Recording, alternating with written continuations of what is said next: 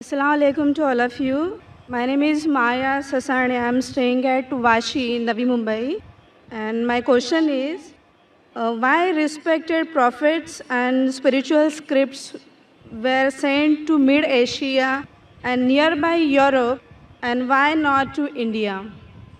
बहन का सवाल है कि प्रॉफिट्स मिड एशिया में भेजे गए हैं, यूरोप में भेजे गए, दिगर ममालिक में भेजे गए, इंडिया में क्यों नहीं भेजे गए? इंडिया में क्यों नहीं? कुरान मजीद में साफ तौर पे लिखा है, साफ तौर पे सूरह रौद में सूरा नंबर 13 आयत नंबर 7 में, वली कुल्ली कौमिन हाद, हमने हर कौम में हिदायत देने वाला भेजा है। साफ तौर पे लिखा है कि अल्लाह सुब्हाना व तआला ने हर कौम में पैगंबर भेजा। और हदीस में आता है कि मोहम्मद सल्लल्लाहु अलैहि वसल्लम फरमाते कि अल्लाह सुब्हाना व तआला ने सारी दुनिया में 1,24,000 पैगंबर भेजे, लेकिन नाम से जिक्र कुरान मजीद में सिर्फ 25 का है। नाम से जिक्र कुरान मजीद में सिर्फ 25 का है, लेकिन कुरान मजीद में अल्लाह ताला फरमाते हैं सूरह निसा सूरा नंबर 4 आयत नंबर 164 में कि कुछ पैगंबर के बारे में हम जिक्र करते हैं, कुछ पैगंबर के बारे में नहीं।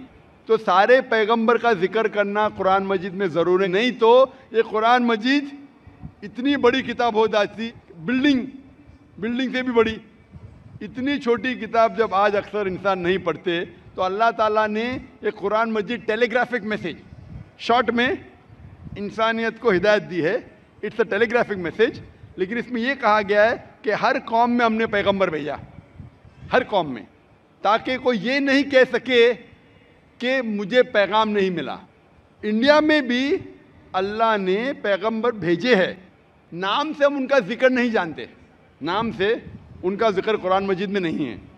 लेकिन एक बात मैं ज़रूर कहना चाहूँगा कि जितने पैगंबर, आखिरी पैगंबर मोहम्मद सल्लल्लाहु अलैहि वसल्लम के पहले आए, उनका पैगाम महदूद था सिर्फ उन लोगों के लिए जहाँ उनने पैगाम दिया। जितने पैगंबर भी आखिरी पैगंबर मोहम्मद सल्लल्लाहु अलैहि वसल्लम के पहले आए, उनका पैगाम महदूद था सिर्फ उन लोगों के लिए। लेकिन क्योंकि मोहम्मद सल्लल्लाहु अलैहि वसल्लम आखिरी पैगंबर है और इसके बाद कोई भी पैगंबर नहीं आएंगे, इसका जिक्र है सूरह अहज़ाब में सूरा नंबर 33 आयत नंबर 40 में कि मोहम्मद सल्लल्लाहु अलैहि वसल्लम आखिरी पैगंबर है। इसीलिए मोहम्मद सल्लल्लाहु अलैहि वसल्लम सिर्फ अरबों या सिर्फ मुसलमानों के लिए नहीं भेजे गए थे, वो सारी इंसानियत के लिए भेजे गए थे।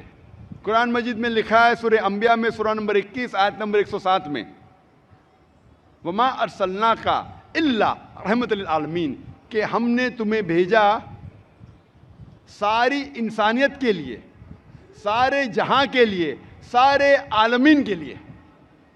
क्योंकि मोहम्मद सल्लल्लाहु अलैहि वसल्लम आखिरी पैगंबर थे, इनके बाद कोई पैगंबर नहीं आएगा, इसीलिए वो सिर्फ मुस्लिम या मुसलमान या अरबों के लिए ने सारे इंसानियत के लिए भेजे गए थे। और कुरान मजीद के पहले कई पैगाम आए, कई वही आए, जितने पैगाम अल्लाह के तरफ से आए कुरान मजीद के पहले, वो सिर्फ महदूद थे चंद लोगों के लिए।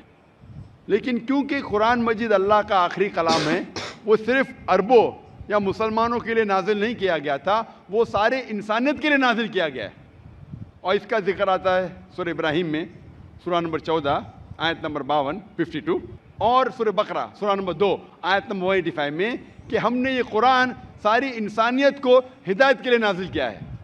तो इसीलिए आज कुरान और मोहम्मद सल्लल्लाहु अलैहि वसल्लम का पैगाम सिर्फ मुसलमानों या अरबों के लिए नहीं, पहले जितने पैगंबर आए, जितने भी अल्लाह के कलाम भेजे गए, वो सिर्फ महदूद थे कुछ लोगों के लिए।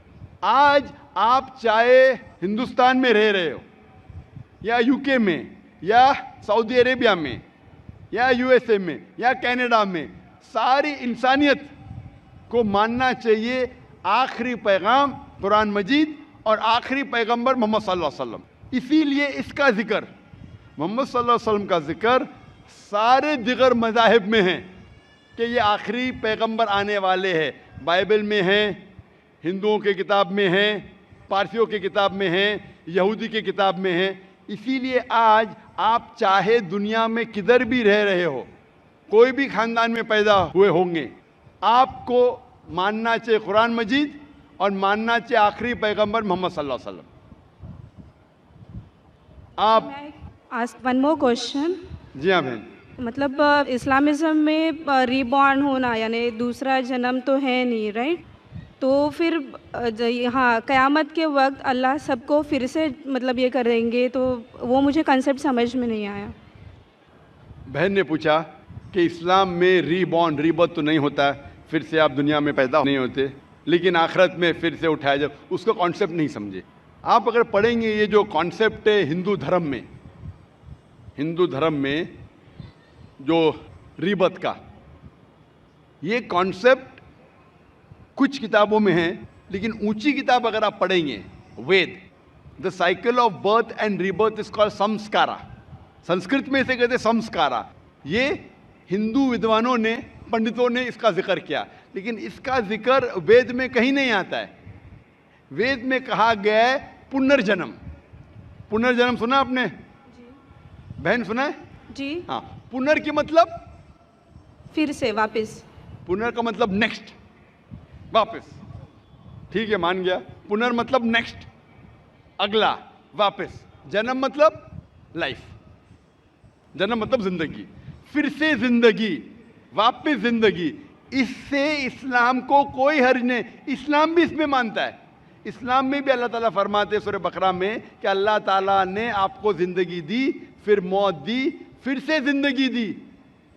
यानी इस्लाम में भी हम मानते हैं कि हमारा पुनर्जन्म होगा, लेकिन एक बार, वो आखिरत में।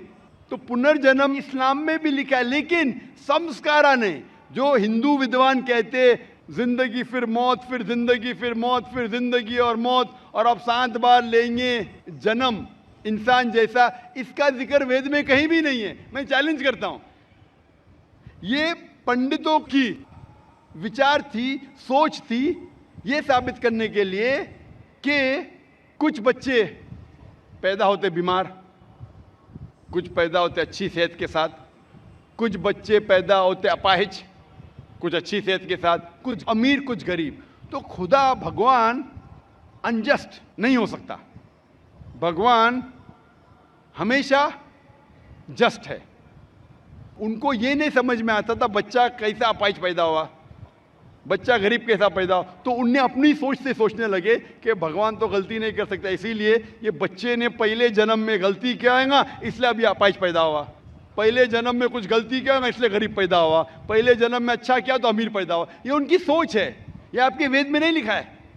इस्लाम में, कुरान मजीद में अल्लाह ताला फरमाते कि बच्चे आपके लिए इम्तिहान हैं। तो बच्चे जब अपाहिज पैदा होते हैं तो ये नहीं कि वो जन्नत में नहीं जा सकते।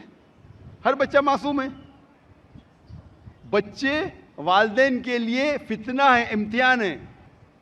तो हो सकता है कि कंजेनाइटल हार्ट डिफेक्ट होकर बच्चा पैदा होता है, उसको दिल की बीमारी है।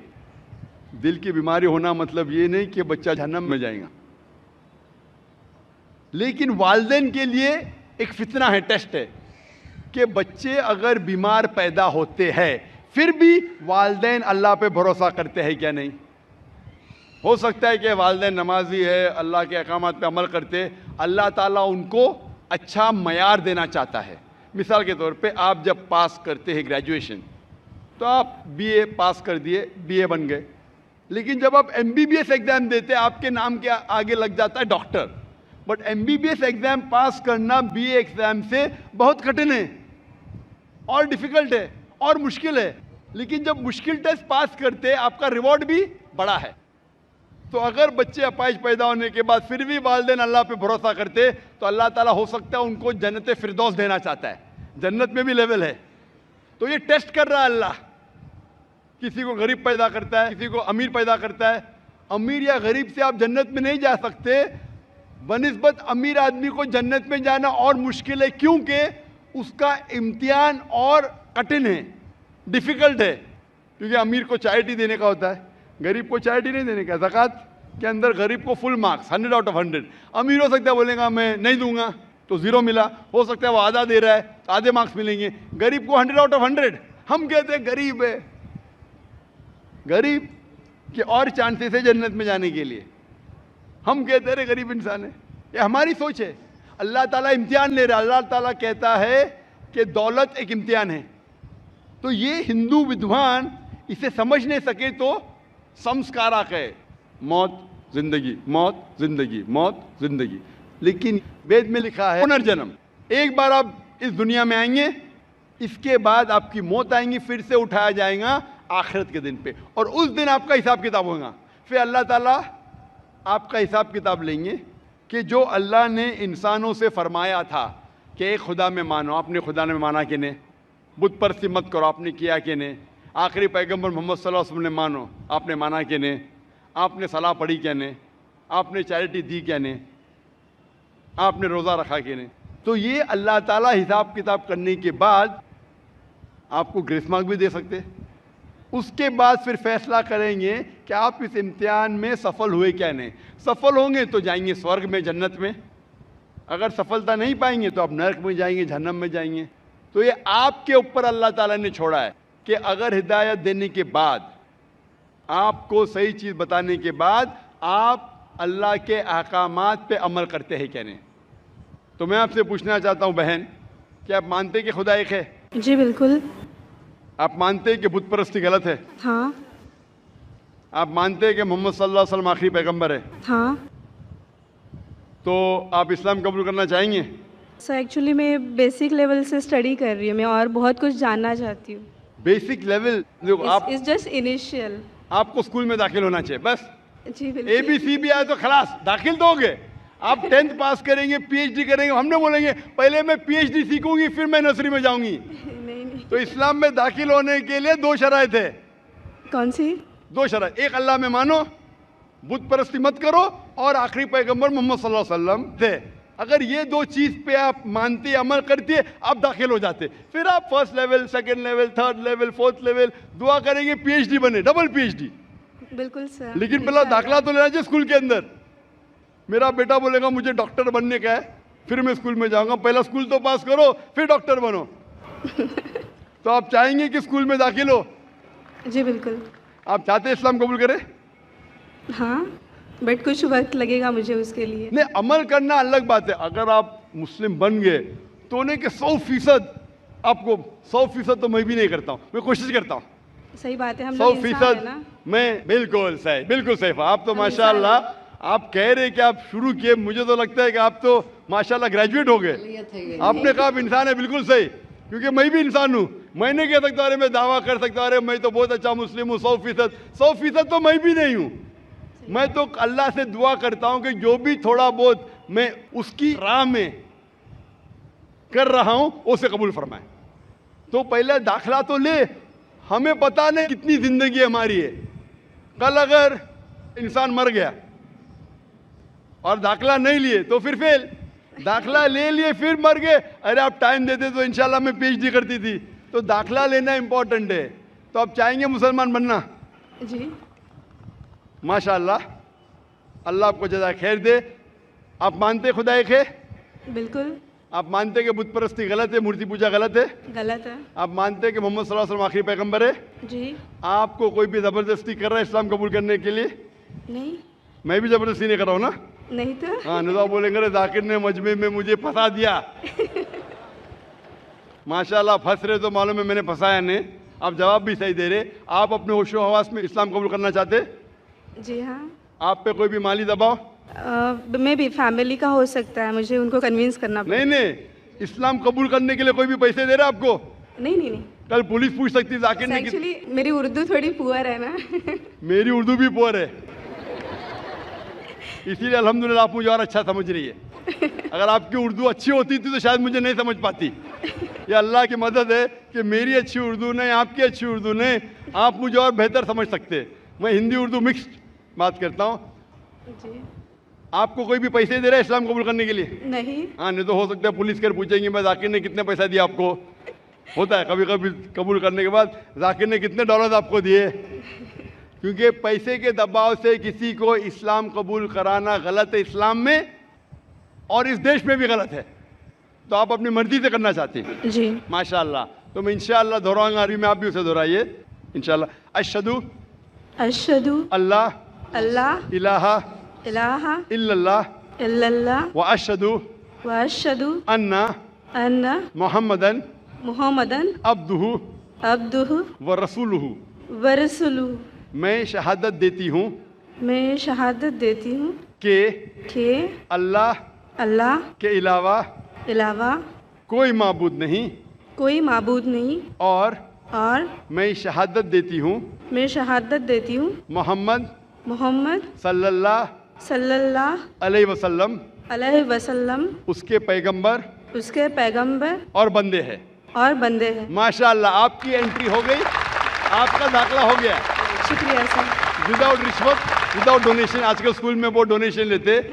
और मैं अल्लाह सुब्हाना व तआला से इंशाअल्लाह दुआ करूँगा कि आपकी जिद्दोजहद को कबूल फरमाए और आपको पीएचडी दे। पीएचडी मतलब ग्रेजुएशन मतलब जन्नत, पीएचडी मतलब जन्नत फिरदौस। मैं अल्लाह से दुआ करूँगा कि आपको जन्नत फिरदौस दे, और आप भी मेरे लिए दुआ करें ताकि मुझे भी एंट्री मिले जन्नत फिरदौस में। सर एक्चुअली आपको ढूंढते हुए मैं आपके जैस्मिन अपार्टमेंट में भी घुस गई थी एक बार। सर जैस्मिन अपार्टमेंट में घुस गई थी और आपके घर पे जाके आपकी बेटी से बात की थी, जिक्रा से। ओह माशाल्लाह, माशाल्लाह। आपका नाम क्या है? जी मेरा नाम माया है। माया है, माशाल्लाह। मेरी बेटी ने मुझसे कहा नहीं। माशाल्लाह। Thank you sir.